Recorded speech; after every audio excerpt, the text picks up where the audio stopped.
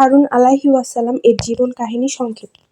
হযরত হারুন আলাইহি ওয়াসাল্লাম ছিলেন হযরত মুসা আলাইহি ওয়াসাল্লাম এর বড় ভাই এবং একজন মহান নবী। আল্লাহ তাকে মুসা আলাইহি ওয়াসাল্লাম এর সহকারী হিসাবে প্রেরণ করেন, কারণ হারুন আলাইহি ওয়াসাল্লাম কথা বলায় বেশি সাবলীল ছিলেন। যখন মুসা আলাইহি ওয়াসাল্লাম ফেরাউনের কাছে আল্লাহর বাণী পৌঁছাতে যান, তখন হারুন আলাইহি ওয়াসাল্লাম তার সাথে ছিলেন এবং মানুষকে এক আল্লাহর ইবাদতের দাওয়াত দেন। তারা বনী ইসরাইল জাতিকে সঠিক পথে ফিরিয়ে আনার চেষ্টা করেন।